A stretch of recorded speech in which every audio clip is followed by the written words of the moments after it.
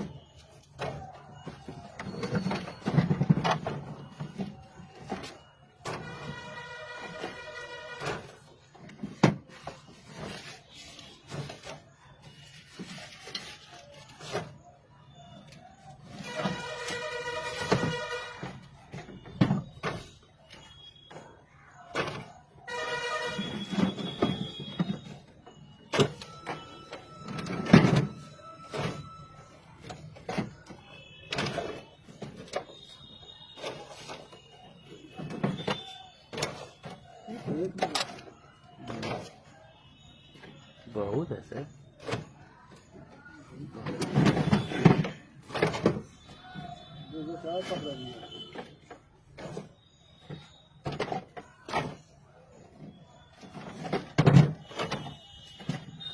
इधर करते जाओ, इधर इधर कर लो। सीट पर रख, सीट पर।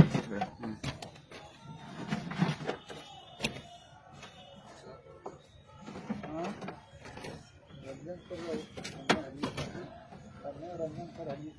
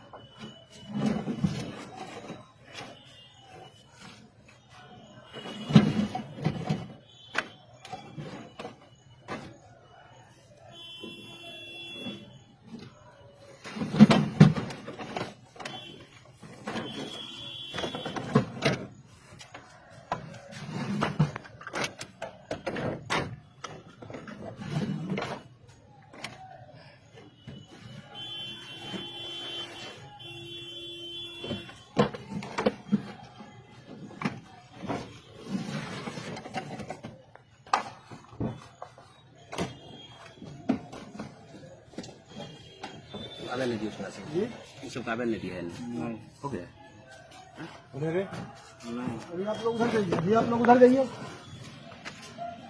साहब का आदेश है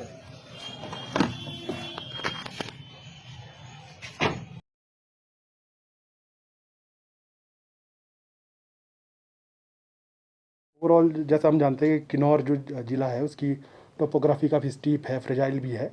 तो इंसिडेंट्स बहुत ही दुखद इंसिडेंट्स था जो बटसेरी में हुआ।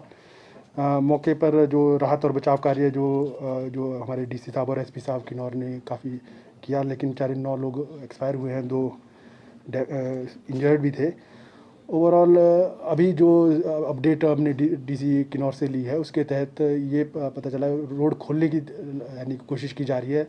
बड़े बड़े बोल्डर्स है तो उनको ब्लास्टिंग भी की जा रही है, साथ में उसको खोला जा रहा है। 30% जो रोड है वो खुल चुका है, क्योंकि कुछ एक जो टूरिस्ट है लगभग 80-90 टूरिस्ट वो जो चितकुल है वहाँ पर फंसे हुए हैं, तो उनको निकालने के लिए जिस प्रकार से कार्य चल रहा है, आई थिंक कल शाम तक वो रोड खोल के फिर प्रॉपरली पूरी वार्निंग सिस्टम के साथ, प्रोटोकॉल के साथ, क्योंकि अभी भी खतरा है कहीं ऊपर से बोल्डर्स ना आए, तो वो यानी कि आई थिंक कल शाम तक ही रोड को यानी कि लिमिटेड यानी प्रोटोकॉल के तहत खोल देंगे। और दूसरा यानी कि ऐसी घटनाएं ना हो, यानी कि जो यानी ओवरऑल टोपोग्राफी है उसमें ऐसे ऐसे पॉइंट्स है वहाँ पर जहाँ पर जो रिस्की सिचुएशंस है, बोल्डर्स यानी कि आपका जो टफ जोन है कुछ एक जगह पर है, तो एक जो हमारे सेंट्रल जियोलॉजिस्ट की टीम है जो इसमें 3 लोग हैं, वो यानी कि कल से वहाँ पर जो पर्टिकुलरली सांगला को स्टडी कर रहे हैं और उसके बाद वो फीडबैक देंगे। डिप्टी कमिश्नर जो हमारे किन्नौर है उनके टच में है, हम भी उनसे संपर्क साधे हुए हैं, तो ओवरऑल वो 3 दिन वो स्टडी करेंगे कि क्या कारण है और कैसे कैसे है। बाकी ओवरऑल हम यानी कि डिजास्टर मैनेजमेंट डिपार्टमेंट के आधार पे हम डिप्टी कमिश्नर से भी बातचीत कर रहे हैं, और ओवरऑल हम पूरे किन्नौर को एक पायलट डिस्ट्रिक्ट के रूप में कि किस प्रकार से जो खास कर जो शूटिंग स्टोन्स है और लैंडस्लाइड्स है उसके लिए क्या लॉन्ग टर्म हमारे मिटिगेशन स्ट्रेटेजी होगी, उसके लिए हम खुद यहाँ से मेहनत करते हुए कोई विशेष ध्यान रखते हुए कि ताकि ऐसी गतिविधियाँ ना हो, हम कोशिश करेंगे इस मामले में। और जियोलॉजिस्ट की रिपोर्ट जो आती है उसके आधार पर भी हम देखेंगे। सर पूरे मानसून की बात करें तो कितना जो है लॉस हुआ है, ह्यूमन लॉस कितना हुआ है? हाँ जी, हमारा जो मानसून 13 जून से जैसे शुरू हुआ था, मानसून अगर कहें तो नॉर्मल है, कुछ एक कहीं कहीं इन्वेंटली जो आपकी ज़्यादा बारिश हो रही है, बाकी ओवरऑल नॉर्मल मानसून की रफ्तार चली है। और जो ओवरऑल अगर लॉस की पिक्चर कहें तो जो हमारे पास आंकड़े अभी तक आए हैं उसमें थोड़ी अपडेशन पीडब्ल्यूडी की ओर से आनी है। तो मॉनेटरी लॉस है वो लगभग 401 करोड़ रुपए के करीब हमारा जो अभी तक कहा गया है 401 करोड़ रुपए। इसमें पीडब्ल्यूडी का आज का डाटा अभी इंक्लूड करना है, तो ये ज़्यादा बढ़ जाएगी, क्योंकि अभी रिसेंट कल पुल भी डैमेज हुआ था, शायद उसका ऐड नहीं किया होगा। और जो हमारी ह्यूमन लॉस है 187 जो हमारे है अभी तक वो लॉस हो चुके हैं। और जो मिसिंग है 4 लोग मिसिंग है। और जो क्या बोलते हैं जो आपके एनिमल और बर्ड्स है 381 जो है उसको कहा गया है। और हाउसेस जो है अगर कच्चे हाउस कहें तो 50, अगर पक्का हाउस 39, और जो पार्शियली डैमेज है 63 और 320। शॉप्स भी है 8, और जो लेबर शेड्स है 6, और जो काउ शेड्स है 347। अगर लॉस की बात कही जाए तो अभी तक ये काफ़ी मेजर यानी कि क्या नोटिसेबल लॉस है। और सभी डिप्टी कमिश्नर को हम यानी कि अलर्ट्स और जो वेदर अलर्ट्स है वो भेजते रहते हैं। तो यानी कि अगर हम अगली बात कहें तो अगर जो वेदर का अलर्ट है तो आज तो ऑरेंज अलर्ट था, 27 और 28 तारीख को जो है रेड अलर्ट है। लगभग पूरे हिमाचल में ही ज़्यादातर जो खासकर जो आपका मिडल हिमाचल है उसमें जो ये थ्रेट किया गया है। और 29 को ऑरेंज अलर्ट है। तो अगर कहें अगले 4 दिन जो है वो भारी बारिश के होने वाले हैं। और जो आईएमडी के तहत ही जो फ्लैश फ्लड की वार्निंग भी दी गई है। जो आपका मिडल हिमालयन यानी कि बेल्ट है, मिडल हिल्स है शिमला से लेकर चंबा तक, जिसमें कुल्लू मंडी और क्या बोलते हैं अपने कांगड़ा के कुछ एरिया है, वहाँ पर फ्लैश फ्लड की भी वार्निंग है। तो हमने हिदायत दे दी है, डिस्ट्रिक्ट एडमिनिस्ट्रेशन ने भी सभी को हिदायत दे दी है कि ऐसे समय पे जो आपके जो एरिया है जो नदी के किनारे ना जाए, या फिर जो स्लाइडिंग जोन्स है उसमें वेंचर ना करे, तो यानी कि सभी के लिए होगा। और टूरिस्ट के लिए भी हमने एडवाइजरी इशू कर दी है। गुप्ता जी, क्योंकि हिमाचल प्रदेश में बहुत लंबा स्पेल नहीं हुआ, डिस्पाइट ऑफ ऑल दैट इस तरह की जो अकरेंस है खासकर लैंडस्लाइड की या इस तरह की जिसमें मॉर्टेलिटी ज़्यादा हो गई है, क्या अभी तक क्या असेसमेंट अभी क्या डिपार्टमेंट क्या इसको अंडरस्टैंड कर पाएगा why this is all happening? हाँ जी, ओवरऑल देखा जाए तो जहाँ तक हमारे अंडरस्टैंडिंग बन रही है क्योंकि ज़्यादातर जो ओवरऑल हिमाचल की बात करें, रेन हो रही है, नॉर्मल रेन है ज़्यादा, लेकिन कुछ एक जगह पर यानी कि कह सकते हैं कि थोड़ी ज़्यादा हो रही है, या फिर क्योंकि इस बार यानी कि 18-20 अप्रैल के बाद पूरे मई में भी हल्की हल्की बारिश लगी रही थी। हो सकता है कि सैचुरेशन लेवल ज़्यादा हो। और कुछ एक जगह पर ये भी देखा जा रहा है कि कुछ एक जैसे हमारे जो सेटलमेंट्स है, अगर वो जैसे आपके जो यानी कि जो हमारे जो ड्रेनेज सिस्टम होता है वाटर का, वहाँ पर अगर बसे तो उनको खतरा रहता ही है। तो आई थिंक इसके लिए हमें कुछ सोचने की आवश्यकता है कि किस प्रकार से हम मैपिंग करें ऐसे एरिया की जो वल्नरेबल एरियाज़ हैं, और मैपिंग करने के पश्चात उसमें हमारे जो अलर्ट वार्निंग सिस्टम है और किस प्रकार से हमारी जो स्ट्रेटेजी रहेगी उसके लिए हमें काम करने की आवश्यकता है थोड़ी है जी। एक टीम भी स्पेशली एक गवर्नमेंट ऑफ इंडिया की टीम एक सर्वे करने आई है, क्या सर्वे वो करेगी, क्या रिपोर्ट वो देगी, और उसके बाद व्हाट एक्शन, क्या रिक्वायर्ड एक्शन उसको लेके। हाँ, जो जैसे हमें कन्वे हुआ है, तीन लोगों की टीम है। ये जियोलॉजिकल सेंटर जो चंडीगढ़ में है उस वहाँ से भेजी है गवर्नमेंट ऑफ इंडिया ने, क्योंकि ये जो इंसिडेंस था काफ़ी अनफॉर्चुनेट था, तो इसको तुरंत स्टडी करने के लिए कि क्या कारण है। क्योंकि उस वक्त अगर हम कल की बात करें, वेदर भी उतना ज़्यादा रेनी नहीं था, तो क्या कारण है कि ये जो बॉर्डर्स है अपनी यानी कि जो नॉर्मल जो स्टैटिक स्थिति थी उससे वो यानी कि एकदम ही शूटिंग स्टोन के रूप में बन गए। तो आई थिंक जो ये अभी तक हमारी प्रिलिमिनरी बात हुई है और डीसी साहब से भी बात हुई है, तो ये जो सांगला जगह है वहीं पर जाकर स्पेसिफिक इसी जगह पर वो अध्ययन करेंगे कि क्या कारण है। क्योंकि अभी जिस तरह से दिख रहा है कि मौसम ख़राब भी है, तो क्या क्या पैरामीटर है, क्या साइट पे जाते हैं और क्या क्या उनके डिवाइस रहते हैं, उसमें हम फर्दर इनसे अभी डेलिब्रेशन कर रहे हैं। पूरे किन्नौर जिले को अलग से जिला बना के क्या अरेंजमेंट्स के लिए रिकमेंडेशन है? जो हमारी अभी इन प्रिंसिपल जो, क्योंकि एक्चुअली यानी कि किन्नौर की जो टोपोग्राफी है काफ़ी टफ है, तो हम सोच रहे हैं अभी प्रिलिमिनरी स्टेज में, अभी नेसेसरी अप्रूवल हमने हायर अथॉरिटी से लेनी है कि हम किन्नौर को एक मॉडल जो इसके होते हैं टिपिकल स्टेट जो हमारा जो है, इसको टिपिकल जो यानी कि इसके लिए प्लान बनाने की हमारे को कोशिश करनी पड़ेगी। खासकर जो ये लैंडस्लाइड और ये शूटिंग स्टोन की प्रॉब्लम है, क्योंकि हमने भी वहाँ पर पास्ट में नौकरी की है, तो ये देखने को है कि कई हैबिटेशन ऐसी है, और पूरा हमारा जो NH-22 है वो यानी कि कई कई जगह पर बहुत ज़्यादा वल्नरेबल है। जो ऊपर जो रॉक मास है जो हाइट पे है उसके खिसकने की संभावना हमेशा रहती है। तो हम आइडेंटिफाई करेंगे ऐसी ऐसी जगह को जो यानी कि जहाँ पर वल्नरेबिलिटी सबसे ज़्यादा है, और किस प्रकार से उसका ट्रीटमेंट करना है, किस प्रकार से हमने अर्ली वार्निंग सिस्टम करना है, उसका पूरा इम्पैक्ट जोन स्टडी करना है, और किस प्रकार से अगर कोई हैबिटेशन नीचे है तो किस प्रकार से उस रॉक की ट्रीटमेंट करनी है, और अगर कोई क्रेट वर्क या फिर कोई प्रोटेक्शन जो न्यू टेक्नोलॉजी उसका करना है। तो यानी कि हमने अपने आप में भी एक कंसेप्ट किया है, खासकर ये हमारे लिए वेकअप अलर्ट था जो अभी कल हुआ है, कि हम किस प्रकार से एक पायलट डिस्ट्रिक्ट किन्नौर को लेते हुए कि ऐसी प्लानिंग करें कि यानी कि जो मिटिगेशन स्ट्रेटजी है उसको हम स्टडी करते हुए प्लान डेवलप भी करें, और उसको अगर फंड की आवश्यकता है तो हम सेंट्रल गवर्नमेंट या फिर स्टेट गवर्नमेंट जो अगर हमारे लेवल का है तो हम इसमें यानी कि इसको हम आगे बढ़ाएंगे जी।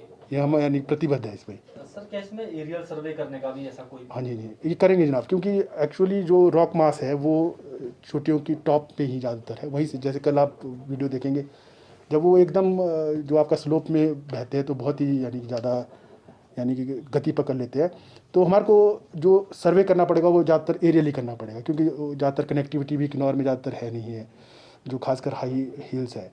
तो दो चारे हो सकते हैं, या तो हमें ड्रोन के थ्रू जो काफ़ी इफेक्टिव और हाई लेवल का ड्रोन आना चाहिए जो कि कम से कम 4000 मीटर की हाइट पे उड़ सके, और या फिर हमें हेलीकॉप्टर के माध्यम से पहले जो हमारा पूरा ये प्लान बनेगा, ये सबसे पहले सर्वे करेंगे, इसमें एक्सपर्ट जोड़ेंगे, फिर हम आइडेंटिफाई करेंगे कौन कौन से आपके जो स्ट्रॉन्ग जो टफ और सबसे ज़्यादा वल्नरेबल रीजन्स है उनको करेंगे। अगर मान लो 20-25 वल्नरेबल जो है उसका इम्पैक्ट सबसे ज़्यादा कहाँ पर है, फिर हम उसको स्टेप वाइज मैनर में एक पूरी स्ट्रेटेजी बनाएंगे, और इसको हम यानी कि सबसे पहले किन्नौर से ही हम कोशिश करेंगे कि ये हमारा हो जाए, और फंडिंग वगैरह भी हमारे को सेंट्रल गवर्नमेंट से मिले, तो हम इसके लिए पूरी कोशिश करेंगे।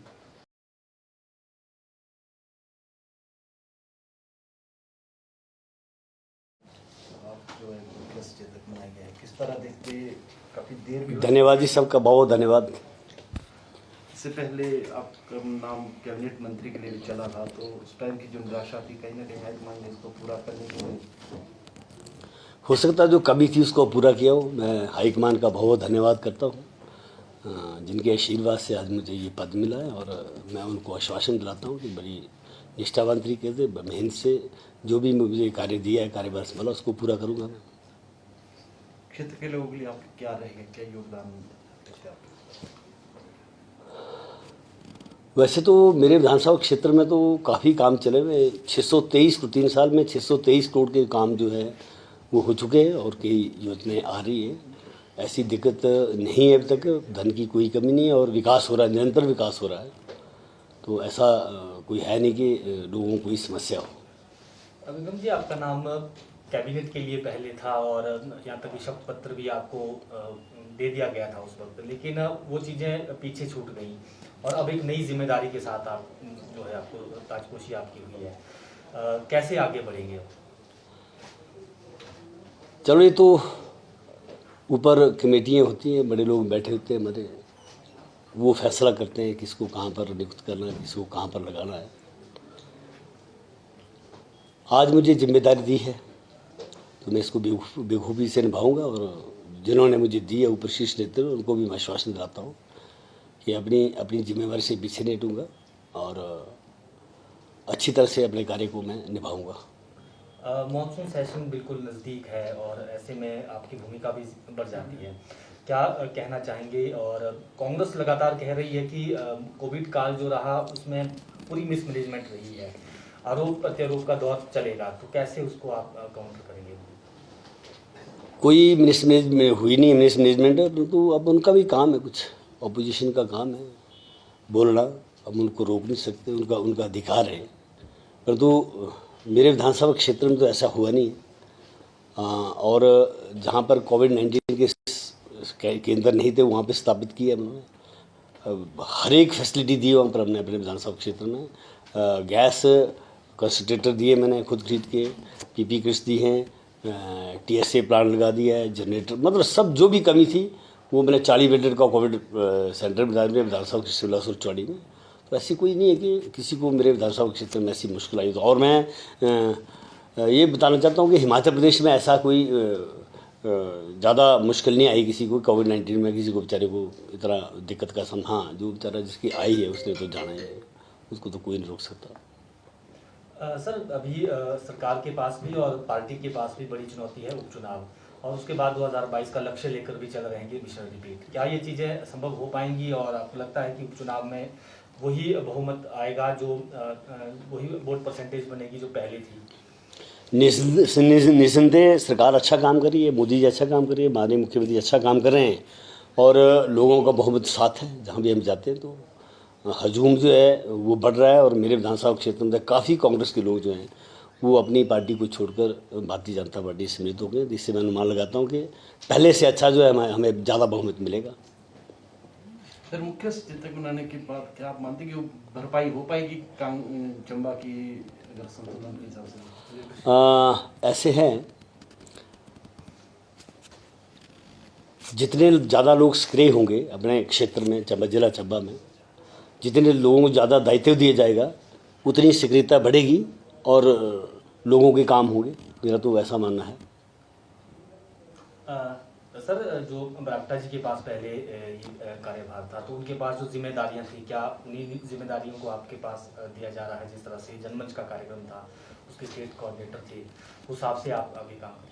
बिल्कुल जी, जो भी जिम्मेदारी दी है, जो हमारे आदरणीय लीडर श्री बरागटा जी इस कुर्सी पे बैठे थे, उनकी आत्मा को भी हम ठेस नहीं पहुँचाएंगे और अपनी सरकार को भी ऐसा कोई बुरा जो काम करेंगे ऐसा हम कोई इल्ज़ाम नहीं लगाएंगे। अपनी सरकार पर अच्छा काम करने की कोशिश करेंगे हम लोग।